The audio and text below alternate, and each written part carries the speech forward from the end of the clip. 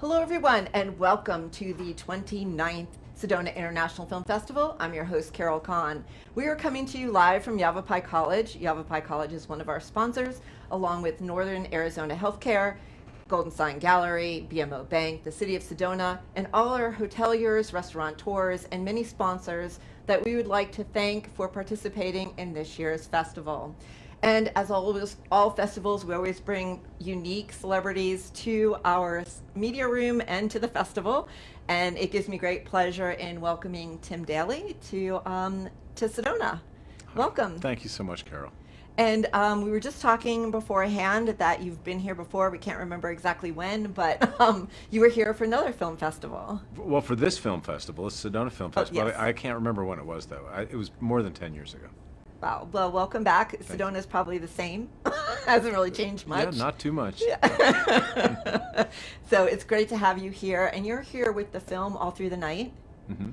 and you play a father who has Alzheimer's, correct? Yeah, I play a guy who's he's a bit of a narcissist, and he's a conductor, and he has a complicated relationship with his young son. But we meet him when the early onset of his disease is starting to affect him, and then we cut to about 20 years later when he's in the depths of severe cognitive decline.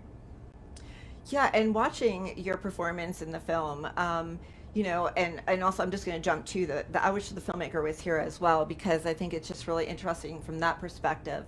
But a young filmmaker who could be starting out in his first film, what entices you to want to participate in a film like that? Well, you know, one of the things that I do besides being an actor is that I'm a president of an arts advocacy organization called the Creative Coalition. And one of the things that we believe in is giving artists a chance to express themselves and kind of get a foothold to be able to express themselves in a professional way. We don't only advocate for artists, we advocate for human beings because we think arts are important for everybody. And that seems to be pretty pervasive here in Sedona, I must say, which is really encouraging and great to see.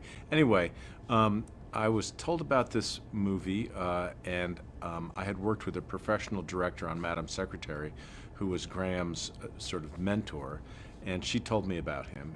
So I read the script, and I thought it was really interesting.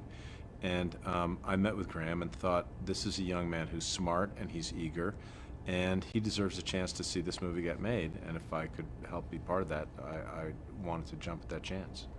I love that. I mean, I feel like sometimes that it's like one in a million chance sometimes for especially for young filmmakers to have that opportunity. And for him, I'm sure it was like so exciting. I was trying to watch his interview that he had earlier with Tanya about his experience. And I think he was just like so overjoyed that you wanted to do that film. Well, I mean, he was so overjoyed just to be doing it at all. He was really soaking everything in and learning as much as he could. And I think that I was helpful to him because, I bring a lot of decades of experience to filmmaking and to being on sets. And there are sort of small things that sometimes fledgling directors or people making films don't quite know yet. And it's not their fault, it's because you can't know until you know. But I think I helped him figure some stuff out, and he was very good with me. It was a really fun, couple of weeks or however long it was that we shot the film. And then I think his father is actually a conductor who taught you. Is that correct? Yes, his father is a conductor, a choral conductor, and he gave me some lessons about how to conduct with a baton and what the basics of choral conducting. And then one of his father's students also came and gave me sort of on-set lessons about how to deal with this chorus. And we had, I think, probably 30 or so members of this chorus. His actual chorus is about 100 people. Oh my gosh. But we worked with 30 of them, and they were, I mean, the sound they made was so beautiful. It was really fun. And as an actor, and watching you in your performance, does this give you the opportunity, because it's a short film as well, but to also extend your acting abilities to try something that maybe you haven't already done, because you've done comedy, you've done drama, so this is, like that, but you're also playing, a person who has Alzheimer's, which is sometimes like a difficult character to get into. Yeah, look, I mean, I think that, it's my responsibility as an artist to, especially as an actor, to poke around in every possible corner of the human experience. That's why I did this. It wasn't to be myself, it was to be other people and try to walk in their shoes and understand their struggles and their hope and their challenges. And so I thought this was an interesting challenge for me. Also, at the time, my girlfriend's dad was struggling with something called dementia of Lewy body. So the issue was sort of present in my life. And I don't know that I'll ever get her to see the movie, because it might be difficult for her. But I thought that it was something that was important to me artistically, and also something that people need to see, because cognitive decline in our aging society is a big, huge issue. And the more that we can understand it and know about it and be compassionate to the people that are suffering from it and the families who are suffering from it, the better. Yeah, it's, years and years ago, I did a documentary. It was in North Carolina on Ritalin. Ritalin was supposed to be used for Alzheimer's patients, and they were using it on children for ADHD. So it was kind of like this drug that they've used, and it was probably going back like 30 years ago. But dealing with Alzheimer's then, and we're still like, you never know, like you don't know if you're going to have an onset of it, and then what do you do with your family member? And watching the young boy in this film struggle through that, like, it was so heartfelt, because I had parents that were aging, and you don't know what to do. You're never prepared for that. You're never really prepared for that. No, and I think that the more we talk about it, the better prepared we'll be. But there are a lot of things that we still don't talk about very openly. And I think that, what's the saying, sunlight is the best disinfectant. So the more light we can shine on things, the less toxic they'll become to us and to our families. And so I think that it's important for us as a society to start having a dialogue about the best ways to treat this, and especially the best ways to prevent it, because with a few lifestyle and changes, dietary stuff like that, I know it sounds cliche, but it can go a long way towards preventing the onset of cognitive decline. Yeah, let's hope for that. Yes. Let's hope for that. I know. As time marches on, oh, hey, quarter till dead. I better. It's kind of scary. Like, when you come to your last quarter of your life, you're thinking to yourself, "Oh my God! Like, I only have so much time. Now what do I do?" Yeah. I don't want to start thinking like that, but yeah. it's scary. Another thing we don't want to talk about. We're not going. Yeah. We're not going there. Well, your career, and over your career, comedy and Wings, you've done Sopranos, Madam Secretary, you've done so many different genres. Is there one genre that you happen to really enjoy the most, or is it all you like all of them? Well, I like all of them. I mean, variety is, the thing that keeps me in this, because, like I said, I want to poke around in all these different areas.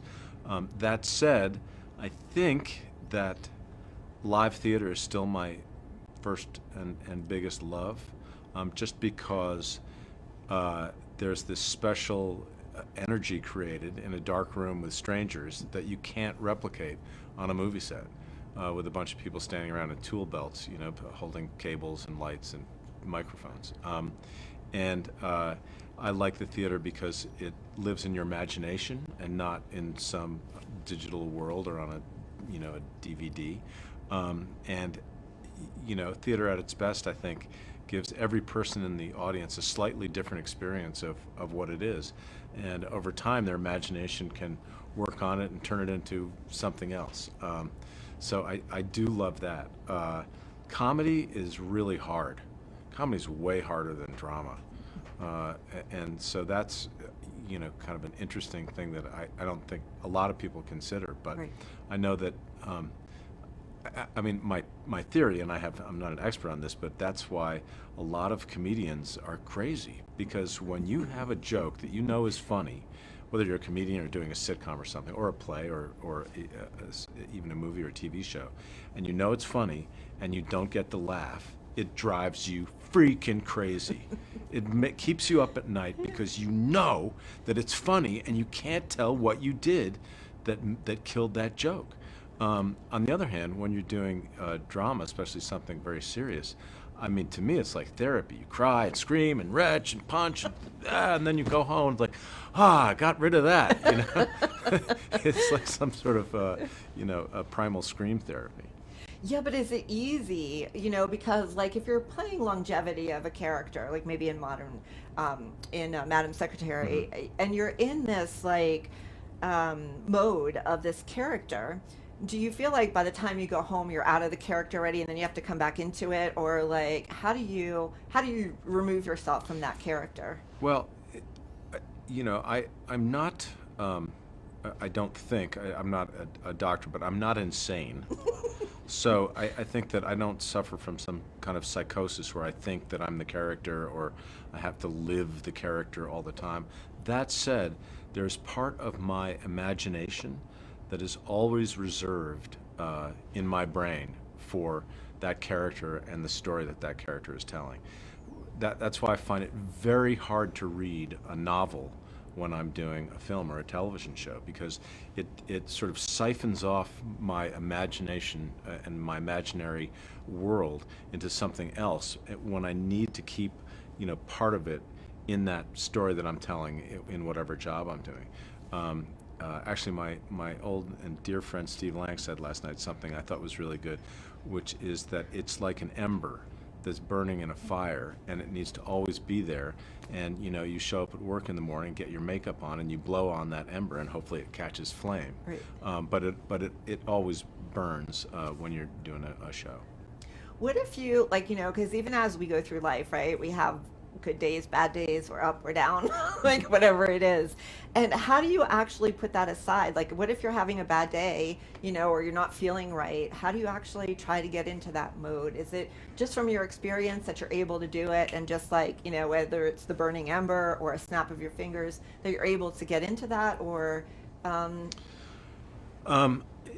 you know, Look, we all have bad days where we're on set and we give a performance and we go home and we think, I sucked today because I wasn't, for whatever reason. But that's true of everybody. Athletes, the greatest athletes in the world go out on the baseball field or football field or soccer pitch and they suck one day. Just who knows why? But we know that they're good. And so that happens to actors and performers as well. But I think that, my point of view about being, a professional actor and an artist is that you're also a professional, and you should behave that way. So if you're tired and having a bad day, you can't just storm off set or not come out of your trailer. I try to, make sure that there's a part of me that's a responsible adult and gives my absolute best effort to be there and give everything I can to whatever scene that I'm doing on any given day. Does that always work? Nope, unfortunately. But I do the best I can. Yeah, I think Peter last night also brought up an interesting topic. He said, as you get older, like sometimes the roles just aren't there, for you. And even in talking with Jacqueline Bisset, I was asking her the same kind of question, about aging in Hollywood and how do you stay relevant. So, do you find that that's an issue at all, or how do you stay relevant in Hollywood? If I knew, I would be a lot more relevant. I mean, no, it's very interesting because, I'm fully in the, get those damn kids off my lawn stage of life. And yet I don't want to be that cranky old guy that said, back when I was a kid, I could crack, crack. I don't want to be that guy. And yet, I've been around and, on the planet long enough that the changes that have happened are really evident to me now, and the changes happen faster and faster. The industry has gone through a huge upheaval, and a lot of really good things have come out of it. But it's hard to keep up, and I think I keep up pretty well. But it's also frustrating, I will say, to be 40-something years into a career and finally feel like I'm starting to get a tiny little idea of what I'm doing, and wanting to find an outlet to express that creative impulse, and it's way more difficult to find.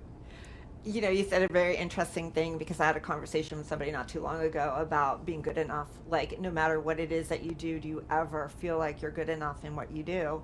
And it was a struggle that I had, and just amazing, like just trying to be good at your craft and constantly like do it, or constantly try to be better at it, and wondering if you at one point do you ever say, I finally, like, I'm good, and not egotistically saying I'm good, but feel it within that you've accomplished, what it is that you set out to do.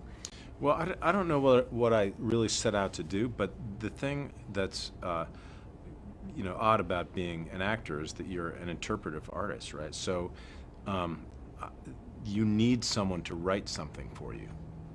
I mean, filmmaking, acting in film, and filmmaking in general is the most collaborative art form there is. You need all these people to do all kinds of jobs, from craft service to lugging cables to hanging lights to rigging to lighting to sound to makeup. I mean, there's hundreds of people that need to do their job well so that you can do your job well. But the primary job is of the writer, and then the director to give you an opportunity to give the best performance you can give. So I think that I know that I am capable professionally. I know my way around. I know what to do. I don't have to ask about standing on a mark or what a microphone is. But I'm still always looking for that piece of material that will allow me to express the full range of my talent. I have, it's sort of an oxymoronic feeling. On the one hand, I think that I am capable, and that I'm very, very confident and hopeful and excited about my talent. On the other hand, I don't think that I've expressed it as fully as I might, and that's partly because of me and partly because of finding that thing that really allows me to just put it all out there. So and it's always weird, because there's so many things that have to happen for something to become noticed. The zeitgeist has to be right, the timing in terms of society, audience taste. All these things have to come together for something to be, marvelous. And I always think about that movie that I don't know if some of your younger audience will remember, but It's a Wonderful Life, mm-hmm. which when it came out in the theaters, they all thought that their careers were over. It was a bomb, and somehow, because the time wasn't right for it, somehow it got resurrected, and now it's one of the most beloved films of all time. We all watch it every year at Christmas time. And so who knows? If I could figure it all out, I would be. I don't know. Yeah. Is there any iconic role that, as you were talking, that would be that perfect role for you, or that's something that you've always dreamt about that you wanted to do? No, because I'm all over the place. I mean, the one thing that I'm actually sort of pissed off about is that they did this production of To Kill a Mockingbird in New York, and I cannot think of another actor on the planet Earth who would be better casting for Atticus Finch than me. And I mean, it's just like a no-brainer. It's like falling off a log, and I can't believe that I haven't gotten a chance to play that part. Well, I don't know, here's your audience. He needs that part. We're putting it out there. We're in Sedona. Yeah. There's vortexes moving vortex, around. Yeah. Come on, Vortex, do your job. That's Let's right, go. it's up there. Yeah. And when that happens, you need to come back here and know that we said it right here. Is there any one actor, actress that whenever that you haven't met or want to meet that just you're like completely gaga over? I'm very cautious about meeting my heroes because every once in a while you meet a hero, and I don't know how else to say this, but they're an asshole. And then your image of them is completely shattered, and you can never see their performance in the same way. So I like objectifying people, keeping them up there on a pedestal where I can love them without knowing that they're really a jerk. That said, I grew up in a family of actors. There were actors wandering around my house all the time, so I wasn't really. I was impressed with performances, but I was never overly impressed by them as people necessarily. I mean, some of them were really nice. Some of them were just kind of, drunken jerks like actors in the, 60s and 70s were. But I'm not sort of a gooey, starstruck person. But one of the actors that I love deeply, that I don't want to meet, is Gene Hackman. And Gene Hackman is, I mean, I just love that guy. I love his performance. He's funny. He's done some really great comedic performances, and he's tough, and I love Gene Hackman. That's awesome. Yeah. I met George Clooney once. He was the person that I'd always wanted to meet. And when I met him, I couldn't, I don't have trouble with words, as you can see. I mean, I could ask questions or whatever. But no, when I met George Clooney, all I could do is like look at him, and he's holding my hands, telling me like, "Hi, who are you?" And I said my name, and he goes, "Well, hello, I'm George Clooney." And the only words that could come out of my mouth was like 4-letter words, like "no effing kidding," like that. And then after I did that, I was like, "Oh my God!" I think you probably endeared yourself. I think you probably loved that. So embarrassed. Yeah, no. So speaking about your family, you have children. Is your children in the business? My son is an actor. His name is Sam, and he's a really, really good actor. And he, I think we're going to hear a lot of things from Sam. He's sort of has been on the verge of kind of breaking through for a while. Of course, COVID screwed everything up. He's doing a little movie right now. But the good thing about Sam is that not only is he a wonderful actor, but he's an even better man. He's a really good man. He's my hero because he's just a wonderful human being and a hardworking, talented actor and a great husband and a fantastic father. So I don't know how that happened, but if I played some small part, probably it was some genetic anomaly, I'm happy about that. That's awesome. And I think that apple doesn't fall far from the tree, right? Oh, yes. And my daughter has been an actress from time to time, but my daughter is kind of a genius, and she does so many things well that it's kind of hard to pin her down. but she's also a spectacular person. But she, is a Fulbright scholar and speaks 5 languages and was a trained like Michelin star quality chef and is a yoga instructor and has been an actress and a comedian, and she's just beyond. Awesome. Does she fix Dad some good meals? Oh, hell yes, she does. Awesome. Well, Tim, it's been such a pleasure talking with you. I'm so glad you're here at the festival this year, and you need to come back again. And if you get that role, I'm telling you, Okay. we need to know about it. All right, I'm going to expect a phone call. Hello, Carol, I got it. Well, thank you. It's been such a pleasure. You were brilliant in the movie. Thank you so much. And thank you for working with young filmmakers and making them feel like they're important. Oh, thank you, Carol. I appreciate it. So I really appreciate that too. Thanks. And don't forget to follow us live on Facebook as well as hashtag SIFF23 and the Sedona International Film Festival 23. We'll be back with more from the Sedona Film Festival after this.